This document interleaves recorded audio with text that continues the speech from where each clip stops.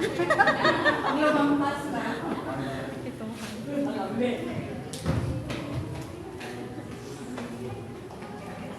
This morning no, sa ating lahat, bago po isabi yung blessing na na-receive ko sa buhay ko. So maraming salamat sa Panginoon na dyan nga ako dinala sa isang Bible study. So doon ako nahuhubog sa salita ng Panginoon. Maraming salamat at doon ko nakikita yung pagmamahalan sa bawat isa, pag-uunawaan, pagtutulong-tulungan, kasi minsan, hindi namin maiwasan na yung iba is busy sa kanilang mga employers. So, may palaging handa na ibigay ng mga verses. So, yun, nagtutulungan kami doon ko nakita yung bawat isa sa amin ay handang tumulong. Kung sino yung busy, proceed yung isa. So, maraming salamat sa Panginoon at na-please talaga ako na dyan ako dinala ng Panginoon. So, simulan ko nung hindi pa ako sa kamay ng Panginoon. Hindi ito malala, kayo umiyak. Nung hindi pa ako dyan naka-attend ng mga Bible study, hindi ko pa alam yung mga salita ng Panginoon. Hindi ko pa alam anong mga verses doon. Wala akong alam sa verse. As in, zero talaga ako. So, kahit yung mga kapatiran natin dito, tinatry ako ng tinukonvince ako na mag-attend ng Bible study. Sa akin, in-ignore ko lang kasi wala kayong Panginoon sa puso ko. Okay? So, huwag sa nang iyak. So, oo, masaya ako. I trust in God, I believe in God. Pero, parang may kulang. Yung kasiyahan na naramdaman ko, parang may kulang pa rin. Kahit andyan na ang pinag-pray ko sa Panginoon, nabigay niya, na-receive ko, pero talaga may kulang. Hindi kumpleto yung kaligayahan na nakamit ko sa buhay. So nung pumasok na ako sa Bible study, ang una kong ginawa ay sinuko ko yung sarili ko sa Panginoon. So doon, nag-decide na talaga ako na, Lord, I want to follow you. So naalala ko yung kanta na nabaptize ako, I follow Jesus, no turning back. Amen? So yun, iniyakan ko yun bago ako nag-decide na mag-attend ng Bible study. So doon, talaga hinubog yung puso't isipan ko. Every time na mag-share kami ng mga verses, yung mga salita ng Panginoon, doon talaga ako naramdaman ko yung pagmamahal ng Panginoon sa akin. At doon, sa lahat ng mga every Saturday night, ginagawa ng mga kapatiran yung memory verse. Yun, sabi ko sa sarili ko, paano ko i-memorize yan? Mahina ako sa memory. Para makalimutan ko nga i-memory pa niya. So, tinatry ko talaga. Gusto ko talaga sumunod sa Diyos. So doon, sa maraming mga memory verse na si-share namin, ang talagang tinatapos sa puso't isipan ko yung 2 verse. Bago ko binago yung sarili ko, yung talaga ang sinunod ko sa mga pangako ng Panginoon. Yung nakalagay doon sa Santiago 4:10, magpakumbaba kayo sa harapan ng Panginoon at itataas niya kayo. Doon, yun ang ginamit ko una. Ang inalis ko sa sarili ko, yung pride ko. Kasi ayaw kong makinig sa mga kapatiran natin dito dati. Inalis ko yung pride ko. Inalis ko yung matampuhin ako, kung anong marinig ko dito. Inalis ko yun. At natuto akong maging pag ano yung marinig ko, ina-ignore ko na lang. Kasi yun ang una kong gamitin, yung pag-ulit ko muna yung sarili ko. At doon, hinawakan ko yung isa pang verse, sa Matthew 5:8. Ang nakalagay doon is, pinagpala ang taong may malinis na puso, sapagkat makikita nila ang Diyos. Talagang totoo. As in, totoo yan, nangyari sa buhay ko. Dahil doon, sinuko ko ang lahat sa Panginoon at sinunod ko ang nakasulat niya sa Biblia. sunod-sunod ang blessing na binigay ng Panginoon sa akin. Yung dekada ko ng dinadasal, ngayon niya binigay sa akin sa awa ng Diyos. So talagang buhay ang Panginoon, hindi basta-basta ang salita ng Panginoon na nilagay sa Biblia. Ang una ko talaga, yun, binagong sarili ko, yung una, yung ikalawa, nakita ko doon sa anak ko, kumilos ang Panginoon. Doon din nakita ko sa anak ko na ginamit niya yung salitang magpakumbaba. Kasi last week lang, yung sasakyan ng kapitbahay namin, kasi wala silang space, doon nakaparking sa loob ng gate ng bahay ko. So, okay lang sa akin, sige po, wala pa naman ako sasakyan, doon lang muna ilagay. So, nung nangangailangan ako ng sasakyan, kasi may ipagawa akong project, yun ang ikalawa kong project ko, tapos, nag-try ako na magpaalam sa may-ari ng sasakyan, nandun sa ko. Ang lalaki is okay. Sabi niya, para magkapatid na tayo dito, sige gamitin mo anytime. Pero nung narinig na ng asawa niya, galit na galit yung asawa. Ayaw niyang ipahiram yung sasakyan. Sabi niya, ang luwag daw ng puso niya magpahiram sa tao, bakit hindi niya kaya ipahiram sa pamilya? So yun, nung nadinig ko yun, wala na akong ibig. Sabi ko sa sarili ko, kahit consider lang man, kasi doon sa bahay ko doon sa na siya paparkin, kahit consider lang man yun. So pero hindi na ako nagdaming salita pa, hinayaan ko na lang. So nung time na, andyan pa kami sa video ko ng anak ko, nakita ng anak ko yung mukha ko, na parang nalungkot talaga ako kasi nasasaktan din ako. Kasi ako open sa kanila, tapos hindi sila marunong makatulong. So doon, nasabi talaga ng anak ko nung nakita niya na parang nasada ko, sabi niya, "Ma, it's okay. Ganyan talaga, wala tayong pera, pagbili ng sasakyan, hayaan mo na lang, ma." Siya ang nagmuna sa akin, sabi ko, tama na, hayaan na lang namin. So yun, nakita ko talaga ang kilos ng Panginoon ngayon sa buhay ng anak ko na dekada ko talaga siya dinadasal na baguhin niya ang sarili niya at maging responsable. Bilang isang lalaki kasi, one day mag-asawa siya ang haligi ng tahanan.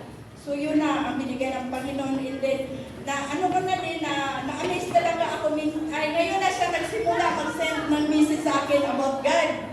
Kumilos talaga ang Panginoon. Yung natapos ako nung nag-send ng message na hahamakin man tayo ng panahon, pero hindi tayo hahayaan ng Panginoon. Napakaganda na naiyak ako. Yun ang iyak na galing sa saya ng puso ko. Hallelujah. Talagang buhay ang Panginoon. Nandiyan na siya sa buhay ko. Thank you, God.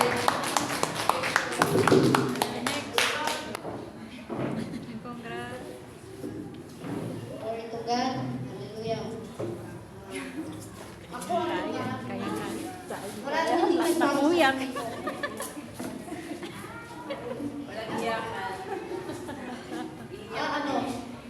isa na dito yung yung makapagbukas ng Bible.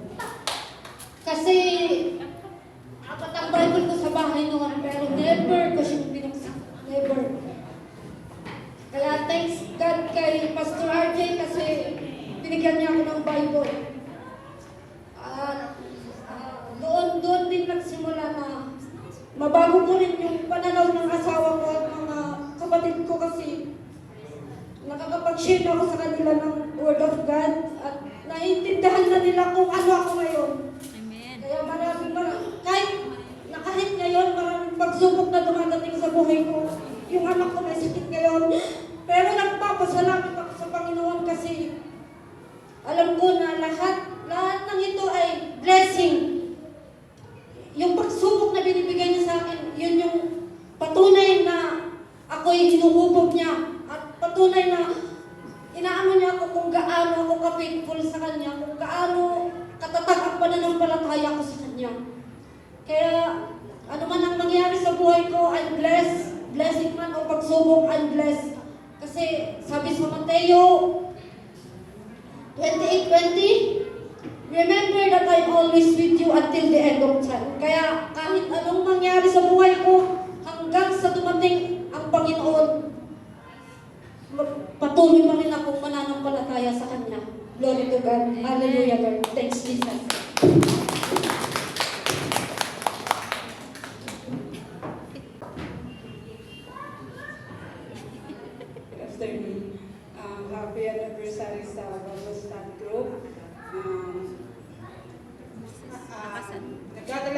sabihin sa inyo kung paano ako naisali sa Bible study and paano ako napunta dito. Una, first day ko sa bahay nila Ate Bea. Wala akong idea or sa Bible study or ano. Pagkakalam ko lang is takot ako sa kanila kasi nga Pilipino dahil doon sa pinagdaanan ko. Then, one night, nag-Bible study sila. Nakinig lang din ako. And I din yung topic nila is yung purpose. Ang lahat ng bagay ay may purpose. Yun yung time na nakikinig ako sa Bible study nila. Hindi ko alam kung alam natin ba yan, nandyan lang din naman ako. Tapos sabi ko, may nagsabi doon, ko si Sis Hilda yun, hindi ko talaga makakalimutan yung sinabi niya na verse sa Romans 28 na lahat ng bagay na nangyayari ko is may purpose ang God. So yun, dati nakikinig lang ako sa mga Bible study nila kasi nandun ako sa bahay nila Ate Bea, tapos wala pa yung amo ko. Laging patama sa akin. Yung every night na topic nila is parating patama sa akin. So parang bang naanohan ako, parang yung mga words na nagsishare sila doon, yung mga title na sinishare nila is parang alam mo yung tumago sa puso ko. Tapos simula noon, lagi ko rin sinasabi kay Ate Bea, sabi ko, bakit? Ano oras na? Hindi ka naaantok? Hindi ka ano oras na kayo natatapos sa Bible study nyo? Bakit parang pagdating ng umaga is malakas ka pa rin? Nagigising ka pa rin ng maaga? Sabi ko, tapos, parang doon ko na bakit si Ate Bea is nag-i-enjoy sa Bible study. Nai-enjoy siya kahit pagod siya, pareha kaming pagod, pero nag-i-enjoy siya. So one day, nag-ask ako kasi magkaiba na kami ng bahay, nag-ask ako sa kanya na i-add niyo ako sa GC niyo kasi nabuboard din ako pagdating ng gabi kasi wala akong ginagawa. Kasi hindi ko rin ugali yung mag-video call sa family, sa yung magkipag-chismisan, kumbaga, wala akong ka-video call, kahit family ko, wala. So, nag-asa ko noon na i-add ako sa GC nila kasi nga parang gusto ko pa, parang hinahanap ko yung every night na nararamdaman ni Ate Bea. Amen. Tapos, nung na-add na nila ako, thanks God na every night na-excite ako na makakarinig ng Word of God. And alam mo yun, may time talaga na hindi ko wala naman akong problema sa mga amo ko, sa ano, pero may time na parang akong nagbe-breakdown. Yung maaalala ko yung mga Pasko, yung mga pinagdaanan ko, nagbe-breakdown ako. So, time din doon nag-lead si Sis Anisita, na na-timingan naman no na yung pag-breakdown ko na yun is yun yung na-topic niya, yun yung na-ano niya. So, parang grabe yung wala akong mapagsabihan, wala akong mapagkwentuhan kasi nag-isa lang din ako sa bahay. So, hindi ko rin masabi sa iba. Sobrang yung iba hindi naman nakakaintindi. So, doon nung natapos na yon, doon ko na ibuhos lahat. Alam mo yung feeling na nandyan sila para damayan ka, nandyan si God, nagpapalakas sa akin, nagpapalakas sa bawat isa. Thank you so much sa Bible study kasi alam niyo yung sa araw-araw nating pagod, sa araw-araw nating nararamdaman na walang nakakaalam, pagdating ng gabi, pagdating ng Bible study, nandun na tayo, nagbubuhos na tayo ng ating feelings, ng ating tapos merong nagpapalakas sa atin, merong alam mo yun, yung parating nagre-remind sa atin sa salita ng Diyos. So, may share ko rin na dati is takot na takot ako sa kapwa ko Pilipina. Kahit isang makasalubong ko lang is takot na takot ako. Pero dahil sa salita ng Diyos, dahil sa parating na ako nakapunta dito, alam mo yun, kaya ko na kayong harapin. Thanks God, kasi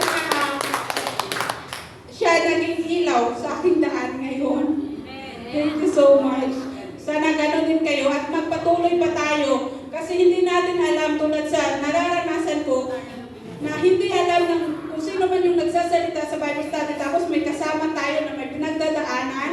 Alam mo yun, yung para sa akin, is nakinig lang ako noon, pero ngayon nakatayo na sa inyong harapan. Thank you.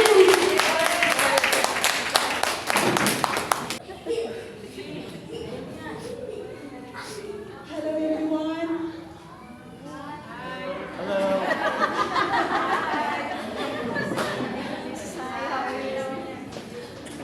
I'm so grateful to our Lord Jesus Christ. Hallelujah. We are having here together for our celebrating our first anniversary for our Bible study. I'm so grateful that opportunity that we are here together today. And I want to share about my life, about what I have experienced about our Bible, our sharing about our studying about the Bible study. So I'm so highly respectful to our spiritual leaders, our pastors and spiritual leaders. I'm so grateful that they rescued my soul in my life because I was lost, but I'm so grateful to God that there's someone who encouraging me. My soul, because I was lost. I really, I don't know. I can't say anything about what I had before.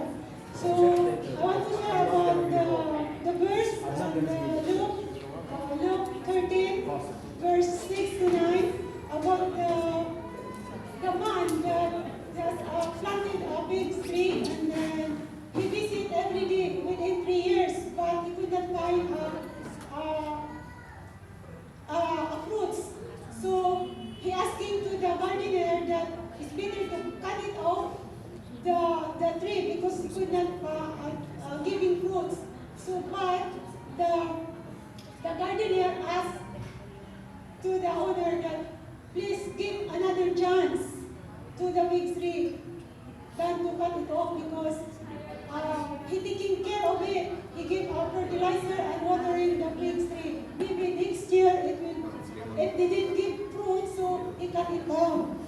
So as my understanding, our pastor and our leaders, they are praying to us. If we are lost from the Spirit of God, they are praying us. Because even sometimes I am lost, but I'm so grateful that there's a pastor and leaders who praying for us, for our soul, to rescue our soul.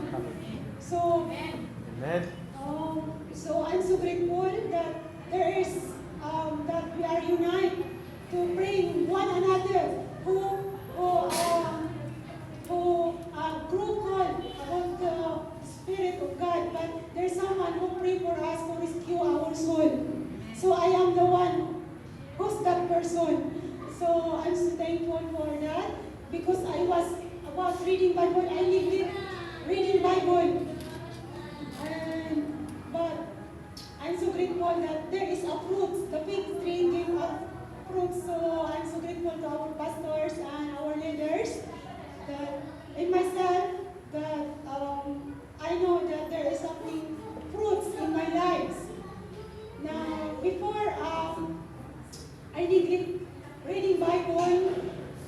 Sometimes also I neglect prayer and like I don't have time for God.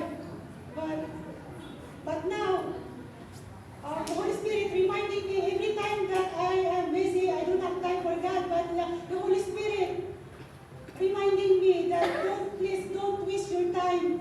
If you have time, so you have to read Bible and meditate the Word of God, and sometimes listening the worship song. So it's very important for us to grow our spiritual growth. So I'm so thankful for that because before I had sorting behavior, sorting behavior. I heard someone that is not good, what I heard. So I stay away from that.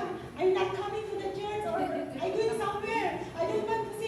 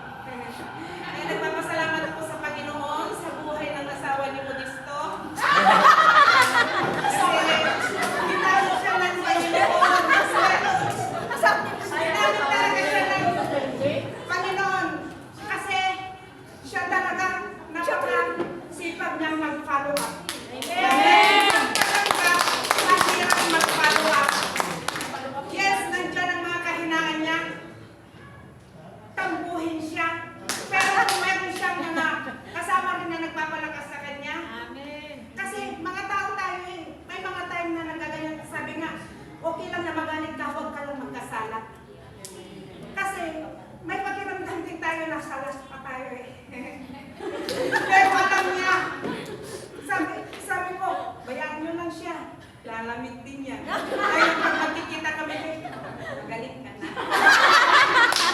Glory to God ba? Napakaganda yung samahan. Matuto tayong irespeto natin ang bawat isa. Amen. Kasi tayo rin naman, nakakaano tayo. Tingnan natin, hindi lumago ang gawain ito kung hindi talaga sa pamamagitan din niya. Dahil sabi ko nga, napakasipag niyang makakalawa. Hanggang ating gabihan, kahit na dalawa, tatatlo silang nandun kasi mga bisip ang lahat, nandun siya. Kaya, pinapasalamatan ko ang buhay ng asawa ni Modesto. Ayaw niya pa mag-isis pa pala. Yan, nakikita ko rin na napakasama na ng pagbabago niya. Yes, nandyan na nagtatampo siya, pero hindi niya hinahayaan na maapektuhan ang mga gawain sa Panginoon. Nandun pa rin siya. Sila asawa yun? Pakiti Modesto. Asawa ng butihing Modesto.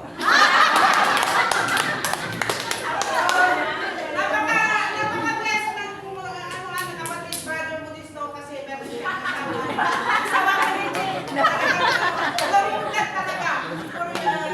Kasi ako kanina, pinag-inig siya ng Panginoon sa buhay ko kasi marami din akong kahinaan noon. Ano na tayo, please, stop words. So, kung may kagaling ba na may malasakit sa bawat isa, talagang mag-grow tayo kung tatanggapin rin natin ang ating mga pagkakamali. Amen. Kasi kung hindi tayo maano ng pagkakamali, wala mananatili tayo doon. Kasi kaya tayo doon, may sinasakap na pag sa mga pagsubok na yun, kasi yun ang bukas mabuhay ng Panginoon sa atin. Hanggat hindi natin isinusuko, ay hindi talaga tayo lalago sa Panginoon. At ang pinakamagandang offering natin sa Panginoon is ang ating sarili.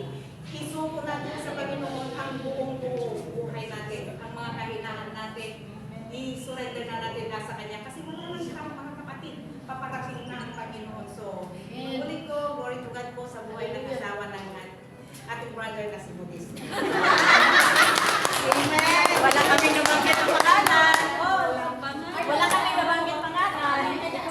Hallelujah! Yes! Sabuhay! Amen! God be all the glory. So, hindi ko alam kung anong sasabihin ko, but I am so blessed. I am grateful to the Lord. Na-surprise ako ni Cecilia. Bakit? Dahil unang-una, bawatiin natin kasi salamat sa Panginoon dahil kasabay ang anniversary natin dito sa online Bible Study and Prayer Warriors. Dahil nga, ano din sila, silver wedding anniversary. Sana all! Hallelujah! So, glory to God. So, ako ang na-assign sa prayer and testimony, but before po ako magpe-pray, so, totoo, napakabuti niya. At hindi ko akalain din na itong gawain na binigay ng Panginoon sa atin. Hindi talaga basta-basta.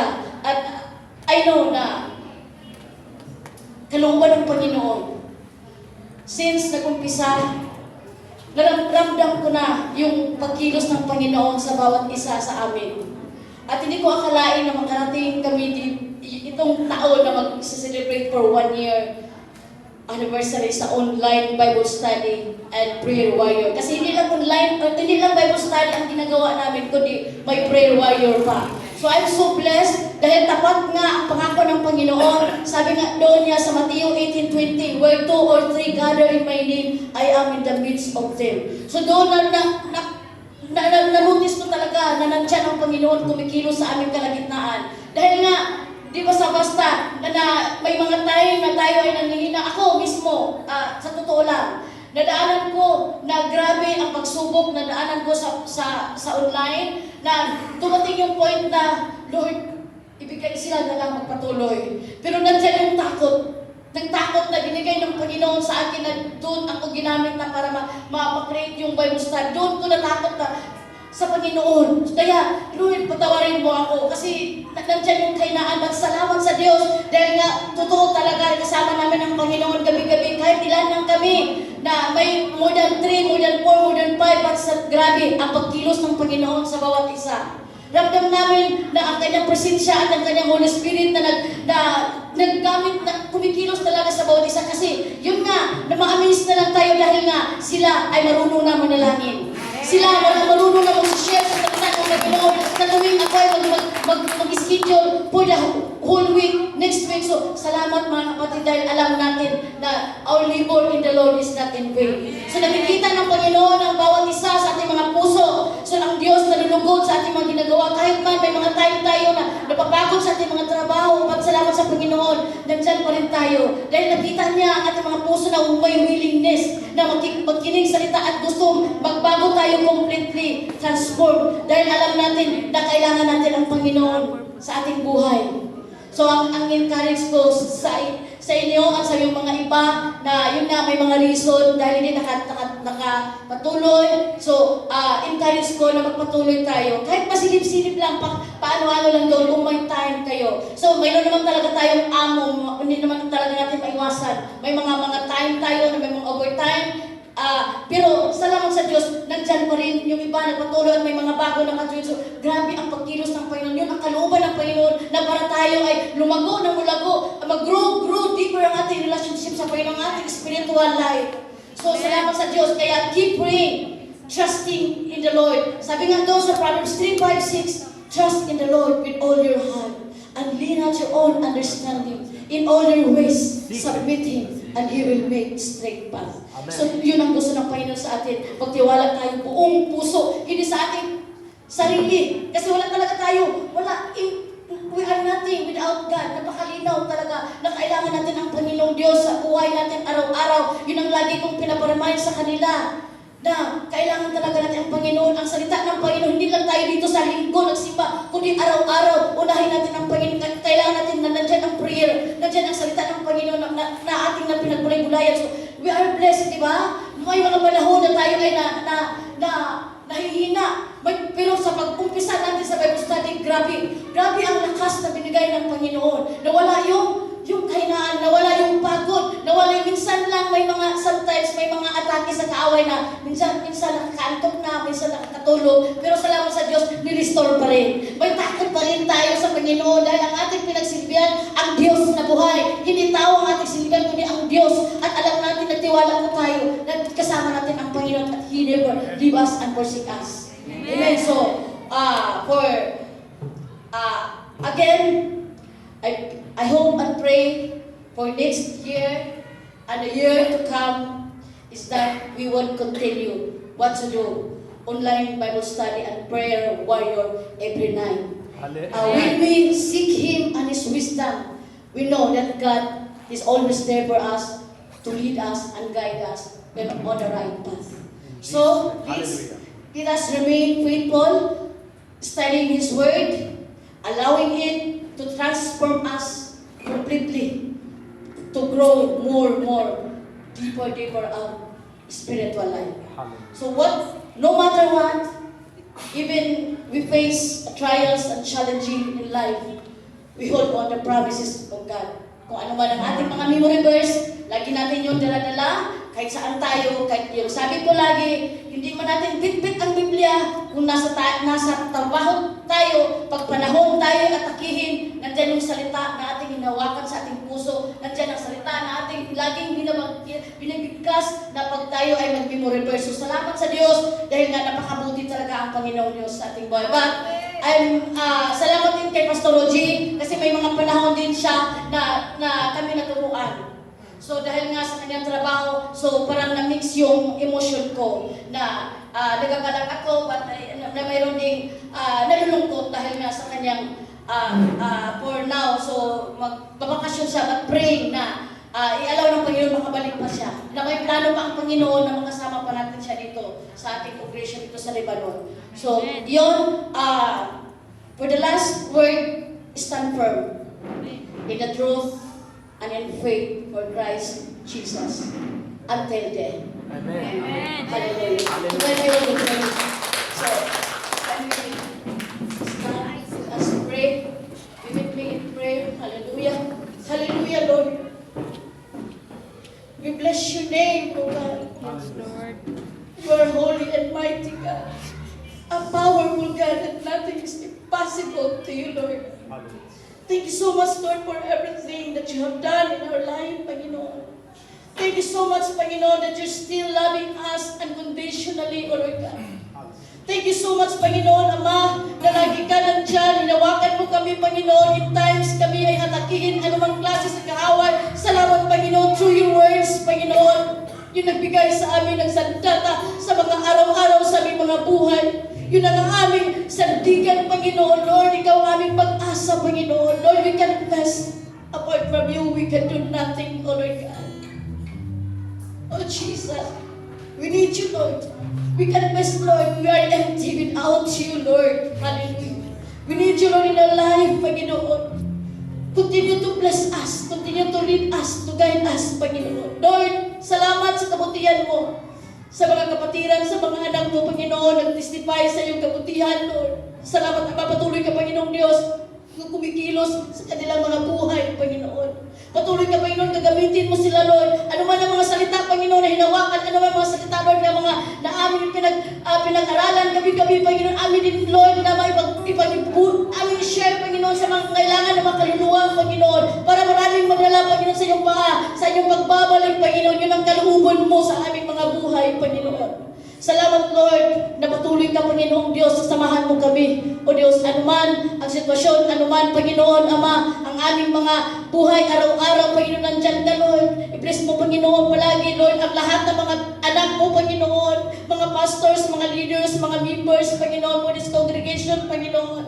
Continue to bless us, Panginoon. Continue, Panginoon, Lord, na ikaw, Ama, maghari sa aming mga buhay, Panginoon. Lord, salamat, O Diyos, na hindi mo kami pinabayaan, Panginoon. Tapat ka sa mga pangako mo, Panginoon. Hallelujah. Salamat, Lord, sa aming mahal na pastor, Panginoon, Pastor Rogie. Panalangin namin, Panginoon, Lord. Ikaw, patuloy, Panginoon, na kumikilos sa kanyang buhay. Panginoon, patuloy kang samahan mo siya, Lord, sa pagkuli, Panginoon, at sa pray, Panginoon, na makabalik pa siya, Lord, ayon sa iyong kalooban, Panginoon, para, Lord, sama-sama pa namin dito, Panginoon, ang iyong pagsilbi sa iyo, Lord, at sa amin, Panginoon. Salamat, Ama. Patuloy ka, Panginoon, pagpalain ng lahat ng mga pastor dito, Lord, sa Pastor Teddy, sa Pastor Adisi, Panginoon. Bless them, Lord. Use them mightily, Panginoon, na ikaw, Ama, lagi ang mauna. Ikaw, Lord, magbigay sa kanila na lagi ng kalakasan, Panginoon, Lord. Hallelujah. Tulungan mo kami, Panginoon. More wisdom and knowledge and understanding, Panginoon. Ama, we can best, Lord. Wala kami, nating kami, pero wala kami magagawa, Panginoon, kung wala ka, Panginoon. Lord, salamat. Itong open door church, Lord, this is yours, Panginoon. Hallelujah. Salamat, Ama. Alam namin, Lord, nandyan ka. Alam namin, hindi mo kami pumayaan, Panginoon. Sa mga kapatiran, Panginoon, nanghihina, Lord. Salamat, Ama. Lord, nagkaisa kami palagi sa prayers, Panginoon. Sa kalakasan, to restore, Lord God. Hallelujah. Salita mo, Panginoon, anuman ang mga natanim sa puso't isipan, Panginoon. Nandyan ka, Lord, kumikilos sa bawat isa, Panginoon. Salamat, Ama, sa iyong pagmamahal, Panginoon. Lord, salamat, Ama. Anuman ang gawain sa kaaway, binawasak namin sa pangalan ng Jesus. In Jesus' mighty name of Jesus. In Jesus' name. In Jesus' name. Hallelujah. Hallelujah. Salamat, Ama. Lord, declare, Panginoon, the love, the peace and joy, Panginoon, and the spirit of unity sa bawat isa, Panginoon. Salamat, Lord. Hallelujah. Nandyan ka, Panginoon, na nakikinig anuman ang mga desire sa bawat isa, Panginoon, for your glory, Panginoon. Salamat lahat ng mga anak mo, Panginoon, sa mga bago, Lord, patuloy ka, Panginoon, na kumikilos. Ama, salamat po, Diyos, anuman ang mga salita, Lord, narinig namin sa aming mga pastors, Lord, God, na nag-preach, Panginoon. Lord, bless mo, Panginoon, ang mga salita, Panginoon. Salamat, Lord, for this time, Lord. Salamat from the beginning. At the end, salamat, Lord, sa the victory, Panginoon, namin na amin, Panginoon, kasama ka. Thank you, Lord, for everything, Lord. Lord, may mga taon pa, Panginoon, na mag-celebrate ang online Bible study, prayer warrior, Panginoon. Salamat sa bawat isa. At salamat sa buhay namin sa kapatid na sis Hilda, Panginoon, Lord, anniversary nila sa kanyang asawa, Panginoon, Lord.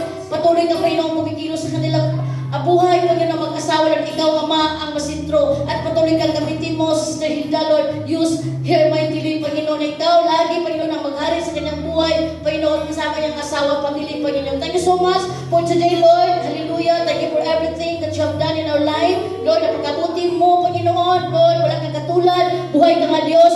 Lord, salamat, Panginoon. Walang imposible sa iyo, Panginoon. Thank you so much for everything. I give up all the highest praises, adoration in Jesus' mighty name.